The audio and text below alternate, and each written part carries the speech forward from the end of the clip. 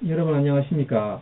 오늘은 금리에 대한 이야기를 하도록 하겠습니다. 우선 금리의 종류에 대해서 좀 살펴보고요. 그 다음으로는 이 금리와 주가와는 어떠한 관계가 있는지를 살펴보도록 하겠습니다. 우선 금리라는 것은 돈값이라고 이야기를 하죠. 그래서 이제 돈을 빌리는 값, 이렇게 정의를 내릴 수가 있겠습니다. 금리는 이제 계산하는 방법에 따라서 달리와 복리로 나눌 수가 있겠고, 이 달리는 원금에 대해서만 이자를 계산하는 방법이고, 복리는 여러분 잘 아시겠지만 원금에 대한 이자와 또 이자에 대한 이자를 같이 계산하는 방법을 복리라고 할 수 있겠습니다. 자, 그 다음에 이제 이 금리의 종류는 여러 가지가 있겠습니다만은 거래 대상이 누구냐에 따라서 재할인 금리와 콜 금리, 그다음 채권 수익률 뭐 이런 것들로 나눌 수 있겠습니다. 우선 이제 재할인 금리라는 것은 중앙은행과 금융기관 사이, 일반 시중은행과의 거래에 있어서 적용되는 금리다, 이렇게 이야기할 수가 있겠습니다. 재할인이라는 말의 뜻은, 우선 일반 시중은행과 일반 거래를 하는 사람들과의 관계를 할인율로 이야기를 한다면, 이 할인율을 다시 금융기관과 한국은행과의 거래를 통해서 다시 할인을 한다는 얘기죠. 그러니까 이제 일반인이 시중은행에 와서 할인을 하면 이 할인된 어음을 가지고 시중은행은 한국은행에 다시 할인한다. 이 다시 할인하는데, 어음을 다시 할인하는데 적용되는 이자율을 또는 할인율을 재할인율이라고 이렇게 정의할 수 있겠습니다.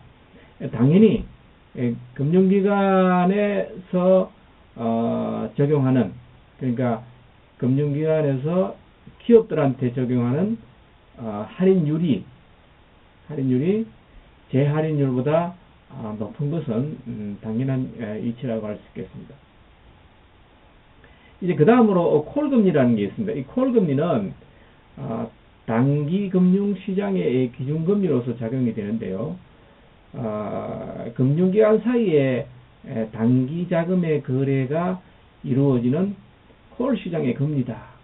보통 이제 하루 1일물 사이에 1일물 하루 정도 돈을 빌리고 주고받고 하는 게 은행들 사이에 콜이라고 이렇게 하는데, 빌려주면은 콜론이라고 이렇게 하고, 빌리는 사람 입장에서는 콜머니라고 이렇게 이야기를 합니다.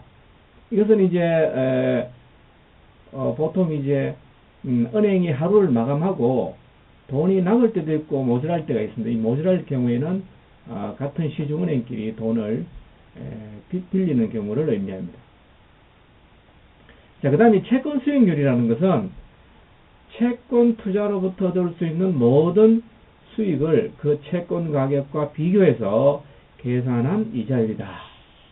보통 이 채권 수익률과 채권 가격은 반대 방향이죠. 반대 방향이라는 뜻은 채권 가격이 높으면 높을수록 채권 수익률은 떨어지고, 채권 수익률이 높다면 이 채권 가격이 낮게 형성이 됐죠. 여러분, 이게 이제 혼돈하시는 분들이 많은데요. 쉽게 여러분들한테 설명드리면, 채권 가격이 낮다라는 것은 만기에 갔을 때 채권 액면 금액을 내가 받을 수가 있으니까 수익률이 높다. 그러니까 채권 가격이 높다라는 것은 채권 액면 가격과의 가격 차이가 그렇게 나지 않기 때문에 수익률이 낮다. 여러분들 이렇게 이해를 하시면 되겠습니다.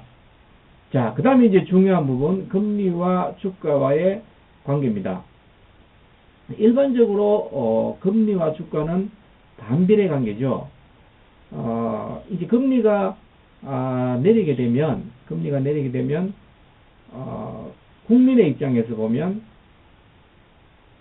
저축을 줄이죠. 금융기관의 저축을 줄이죠. 그래서 소비를 늘리기 때문에 일반적으로 경기가 활성화된다. 또 기업 입장에서 보면 금융비용 부담률이 줄어들어서 이익을 많이 낼 수가 있기 때문에 수익이 향상되기 때문에 그 원인으로 인해서 주가가 향상이 된다. 이렇게 이야기할 수 있겠습니다. 이제 반대의 경우에는 금리가 오르게 되면 국민들이 또는 소비자들이 소비를 줄이고 저축을 많이 하기 때문에 주가가 떨어진다 라고 할 수 있겠습니다. 자, 그런데 이제 이거는 어디까지나 일반적인 이야기고 1990년대 일본의 경우에는 이게 적용되지 않았다.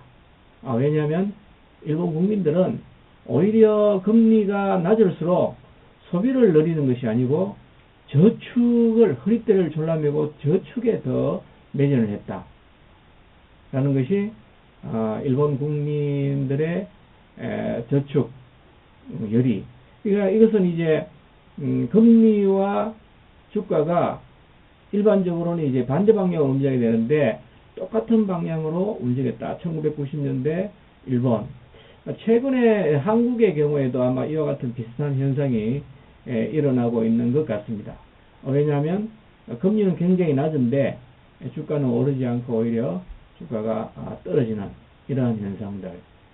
그래서 일반적으로는 이제 금리와 주가는 반비례 관계에 있지만 그것은 국가별로 상황에 따라서 얼마든지 이러한 원칙이 적용되지 않을 수도 있다는 것을 여러분들이 아시면 되겠습니다.